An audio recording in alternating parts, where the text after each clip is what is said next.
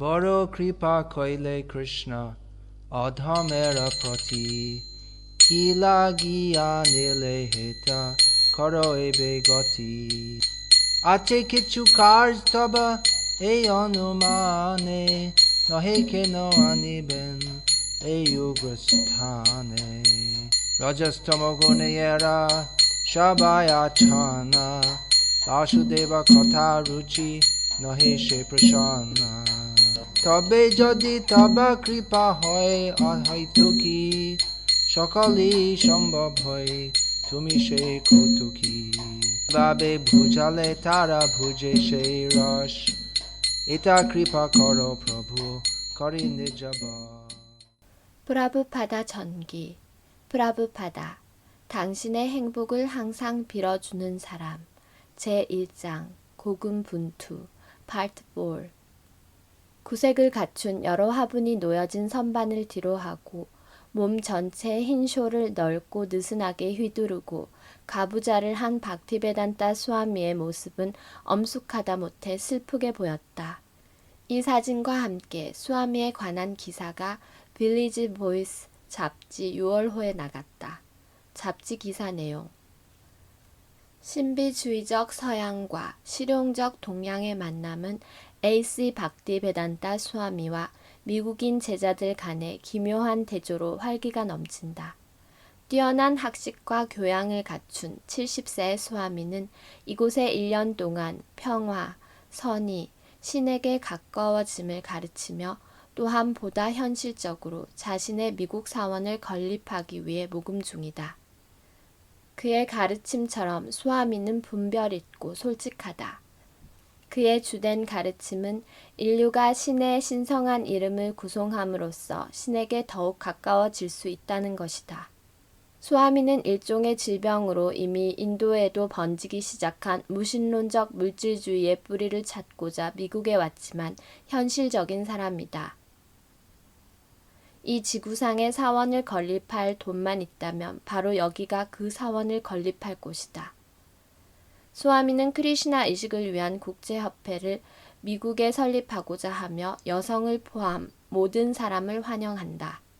기사는 하워드 스미스라는 기자가 썼다. 그는 처음 한 소식원으로부터 바워리 구역 다락방에 인도에서 온 흥미로운 성자가 살고 있다는 전화를 받았다. 언제라도 가봐. 성자는 항상 그곳에 있어. 내 생각에 당신이 아주 좋아할 것 같아. 라고 소식원은 말했다. 하워드 스미스. 그래서 그곳을 찾아가서 그 파격적인 예술가의 다락방에 올라갔어요. 다락방 뒤편에 남인도 양식의 커튼이 쳐져 있었고 난 그 안을 엿보았죠. 바로 그곳에 박티베단타 수아미는 사프론색 천을 걸치고 가부좌를 하고 앉아 있었어요. 이마와 코 위에 표식을 했고 염주 주머니에 손을 넣고 있는 상태였어요. 그는 성자 같았지만 다가갈 수 있을 듯해서 안녕하세요 라고 말하자 그가 날 쳐다보았어요. 박티베단타 수아미세요? 라고 하자 그래요 라고 답했어요. 저는 하워드 스미스입니다 라고 인사했어요. 그런 다음 서로 앉아서 이야기했는데 금방 수아미가 아주 좋아졌어요. 나는 여러 다른 수아미도 만나보았는데 그들이 별로 좋지 않았어요. 하지만 인도 수아미들이라고 하나로 묶어 그들을 바라보는 것은 옳지 않다고 생각해요. 박티베단타 수아미는 아주 기본적이었는데 바로 그 점이 내가 그를 좋아한 이유였던 것 같아요. 수아미는 나를 편하게 해주었을 뿐 아니라 아주 편견이 없고 솔직해서 내 조언을 구하기도 했어요. 그에게 미국은 아주 생소했어요. 난 그의 철학이 퍼져나갈 가능성이 아주 높다고 생각했는데 그 이유는 그가 아주 실용적이었기 때문이에요. 그는 공상에 잠겨 있지 않았어요. 신비주의에 관해 그리 자주 언급하지는 않았어요. 그의 영혼은 신비 속에 있었지만 일상 대화의 의식은 신비 속에 있지 않았어요. 그는 몇몇 사람이 자신에게 보이스 잡지에 기고할 것을 권유했다고 했어요. 왜냐면 그가 설교하는 것에 관해 벌써 어느 정도 지식이 있거나 그에 관심 있는 사람들에게 널리 알리는 방법 중에 하나였기 때문이죠. 그래서 나는 그 제안이 옳다고 말했어요. 그는 내게 인도 문화에 관한 책을 읽어본 적이 있거나 혹시 아는 것이 있는지 물었는데 나는 전혀 없다고 했어요. 우리는 잠시 이야기를 나눴고 그는 자신이 인도에서 이미 번역한 영어판 책들을 갖고 있다고 말했어요. 그리고 그 책들을 내게 건네주며 보다 상세한 배경 지식을 원하면 이 책들을 읽으시오라고 말했어요. 신을 체험한 다음 그에 관해 사람들에게 말하기로 작정한 종류의 사람과 내가 이야기하고 있는 것이 아니라는 사실이 명백해졌어요. 그는 학식을 갖춘 인물로 분명 나보다 뛰어난 인물이었어요. 그리고 나는 그의 겸손함을 좋아했어요. 나는 그저 그가 아주 좋아졌어요. 그는 내가 알고자 하는 모든 것, 그가 입고 있는 것, 이마의 표식, 염주 주머니 등의 의미를 설명해 주었어요. 그리고 난 그 설명들이 참 마음에 들었어요. 모든 것이 아주 현실적이었어요. 그리고 그는 전 세계에 퍼져 있는 사원에 관해 설명했고 앞으로 갈 길이 멀지만 나는 아주 참을성이 많아요 라고 말했어요. 박티베단타 스와미는 보이스 잡지에서 언급한 그 자신의 미국 교회에 대한 희망을 갖고 있었다. 그의 강의와 키르탄에는 생명력이 있었고 몇몇 안 되지만 고정된 수의 추종자들도 확보하고 있었다. 그러나 인도로부터는 아무런 지원의 가능성이 보이지 않았다. 그는 수마티 모라르지, 영적 형제들, 인도 중앙정부에 지속적으로 서신을 보냈지만 달가운 회신을 받지 못했다.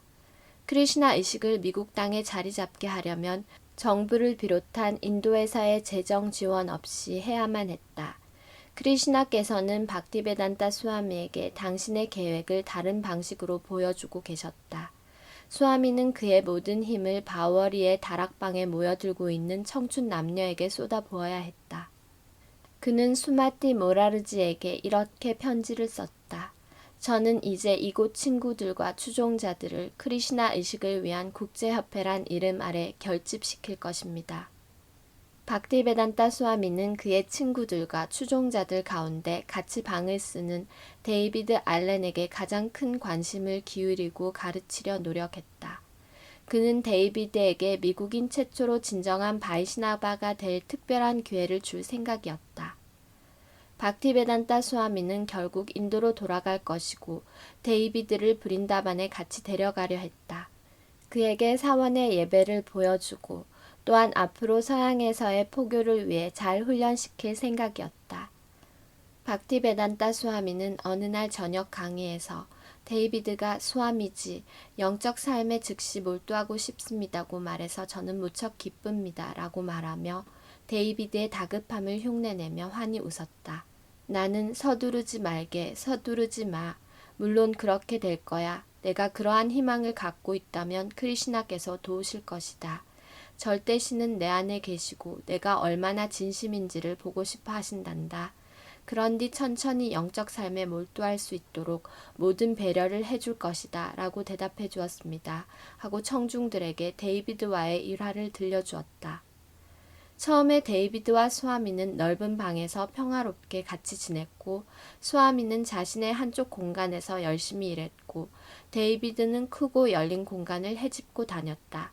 그러나 데이비드는 고집스레 대마초나 LSD, 각성제 따위의 마약을 해댔고 스와미는 이를 참을 수밖에 없었다.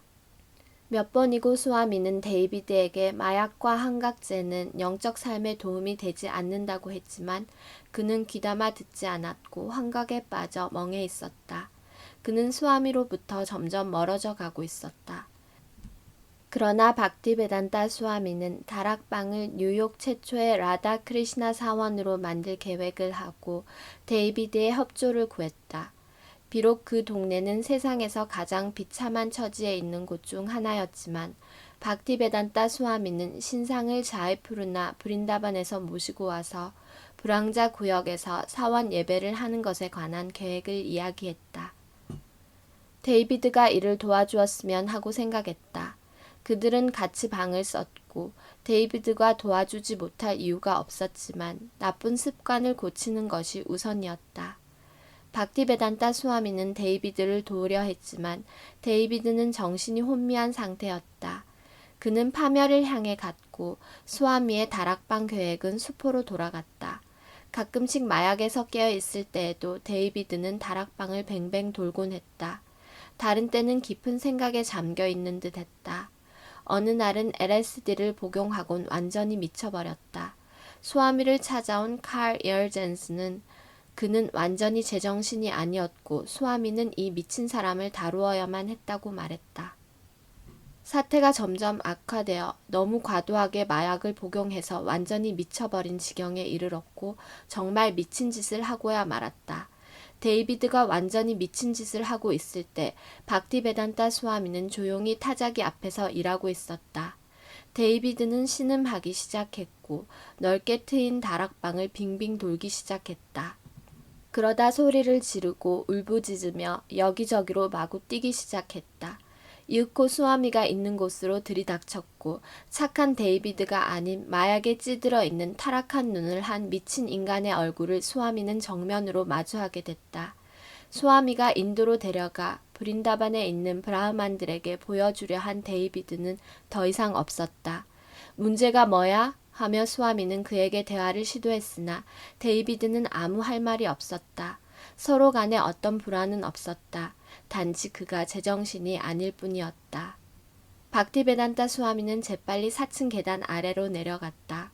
어떤 물건도 챙기지 않고 어디로 갈 건지 언제 돌아올 건지에 대한 아무런 생각 없이 나섰다.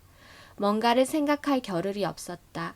수아미는 심한 충격을 받았고 이제 데이비드가 광란의 질주를 벌이고 있는 경기장을 떠나야 했다. 늘 보던 불황자들이 문간에 앉아 있었고 일상적으로 보여주던 예의를 갖추어 수아미가 지나가도록 길을 내주었다. 그들은 수아미가 드나들고 장을 보기 위해 오가는 데 익숙했고 수아미도 이들에게 별 신경을 쓰지 않았다. 그런데 이날은 수아미가 장을 보려고 방을 나서는 것이 아니었다. 그는 어디로 나가는 것일까? 그도 몰랐다. 무작정 거리로 뛰쳐나온 것이다. 그가 다락방으로 다시 들어가지 않으리라는 것만은 확실했다.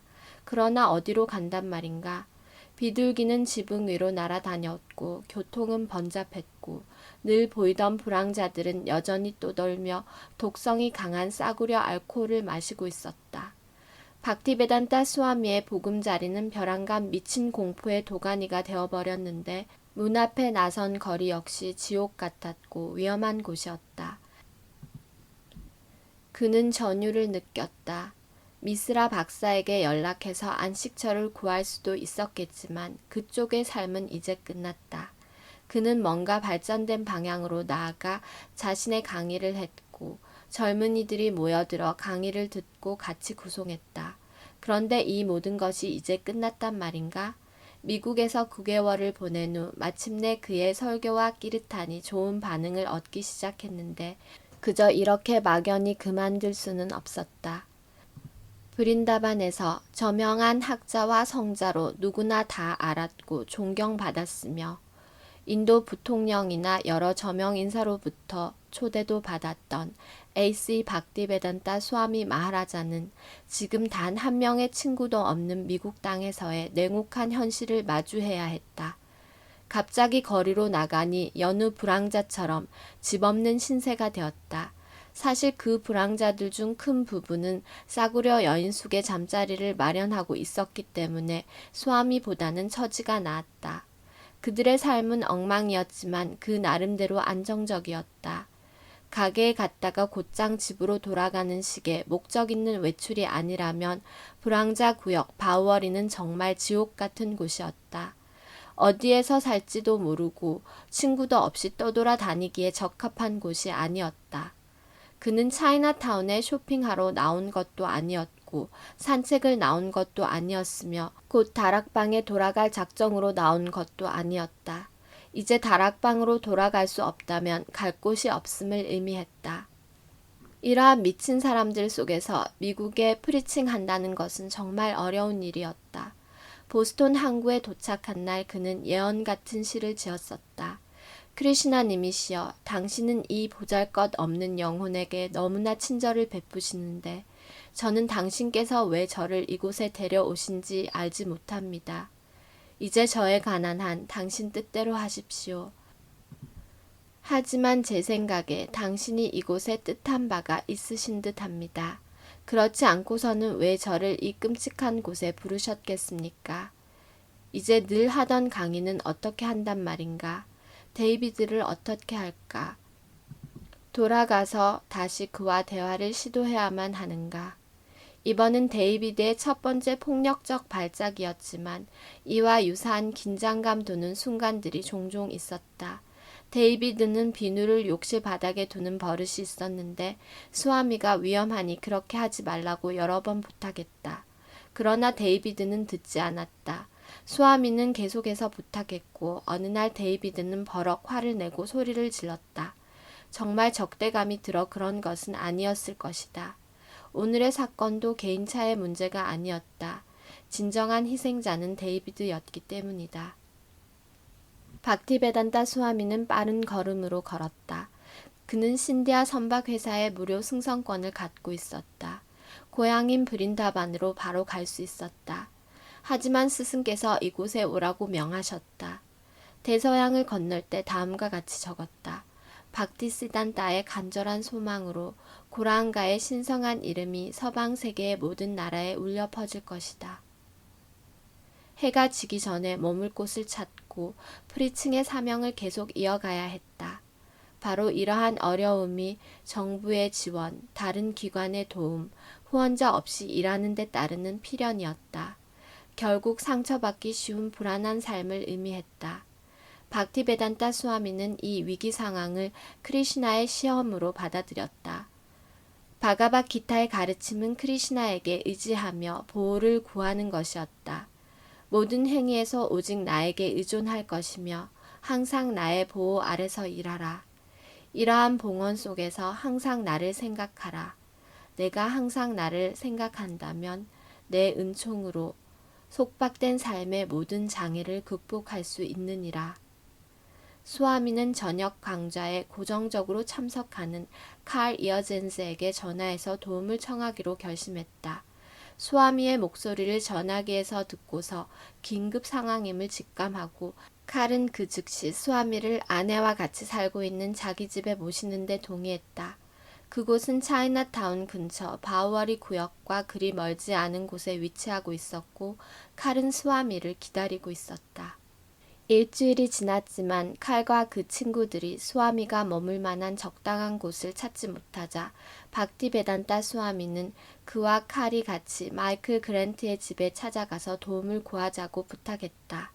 마이클은 바우어리 구역에 살고 있는 젊은 음악가로 수아미의 강좌에 자주 참석했으며 그의 가르침에 호기심을 보였었다.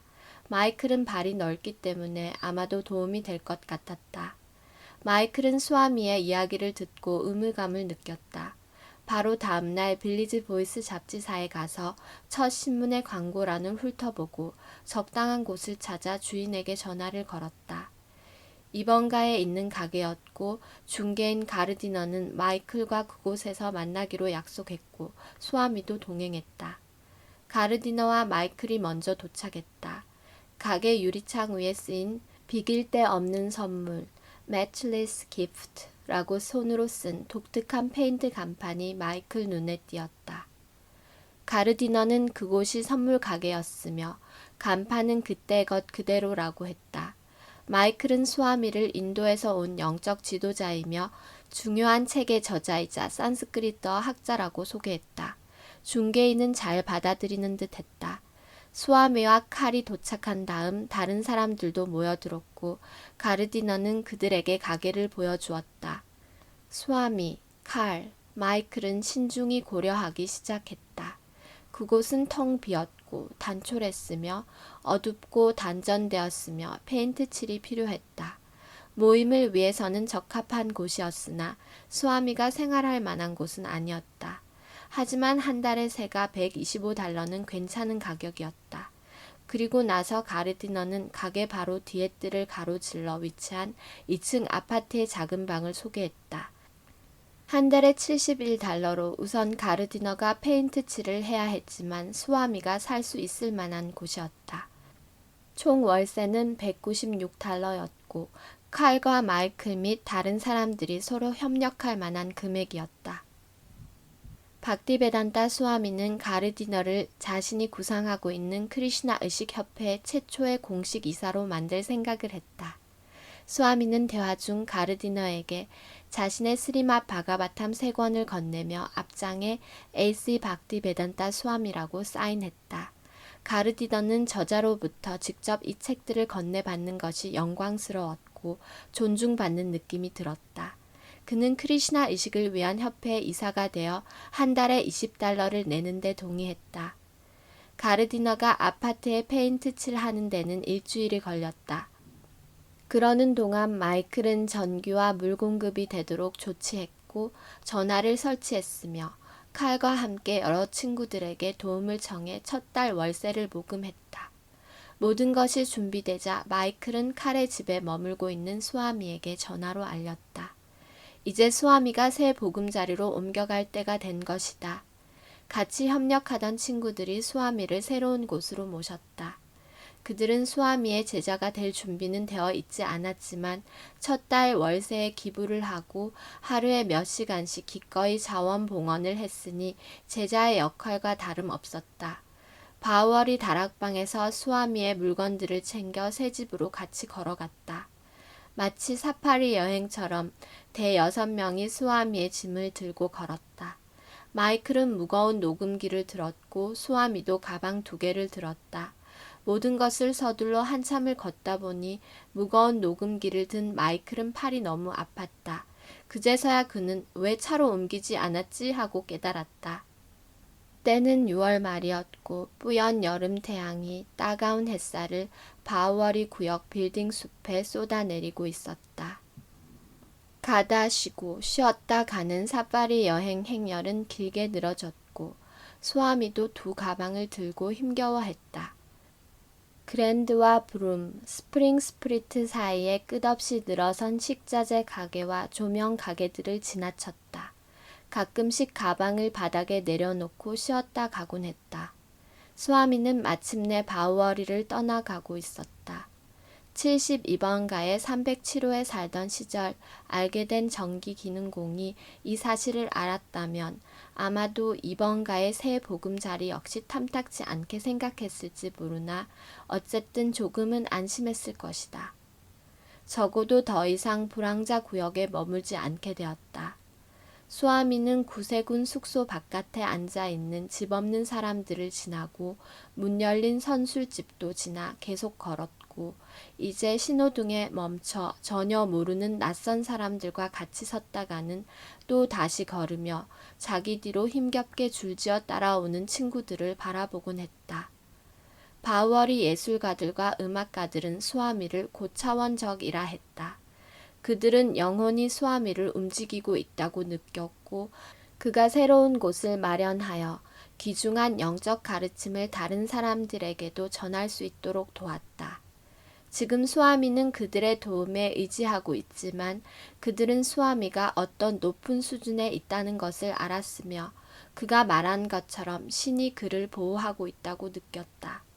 수아미와 젊은 친구들은 바우어리와 휴스톤의 모퉁이를 돌아 동쪽으로 나아갔다. 걸으며 꾸준히 앞을 바라보았는데 세컨 애비뉴의 남쪽 끝이 한 블럭 남아 있었다. 세컨 애비뉴에서 왼쪽으로 돌아 맞은편에 있는 1번가의 북쪽으로 계속 걸으면 새 보금자리에 도착한다. IND 지하철역 입구를 지나자 마침내 비길 데 없는 선물 매치레스 기프트 간판이 눈에 들어왔다. 수아미는 가방을 단단히 쥐고 계속 걸었다. 그는 세컨드 애비뉴와 휴스턴에서 쌩쌩 달리는 차들이 잠깐 멈출 때 재빨리 횡단했다.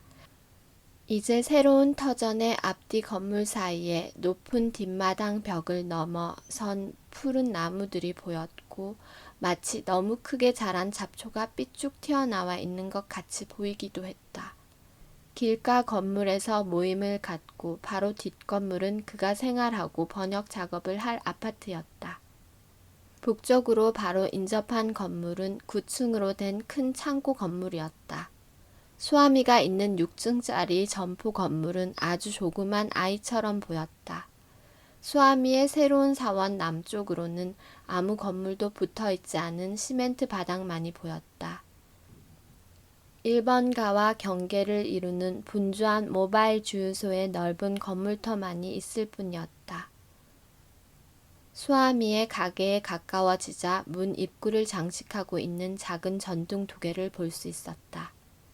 여기서 무엇이 그를 기다리고 있을지 그는 알 수 없었지만 벌써 좋은 징조가 있었다. 미국의 청년들이 때로는 미친 듯 했고 실제로 미치기도 했지만 차이타냐의 쌍기르탄 운동에 직접 참여할 수 있는 기회를 얻게 되었다. 아마도 이 새 터전이 크리시나 의식을 위한 국제협회의 실질적 발판이 될 수 있을 것이다. नमो विष्णुपादाय कृष्णपृष्ठाय भूतले श्रीमते भक्तिसिद्धान्त सरस्वती नामिने श्रीवारसभानवी देवी दयिताय कृपाब्धये कृष्णसम्बन्धविज्ञान दायिने प्रभवे नमः।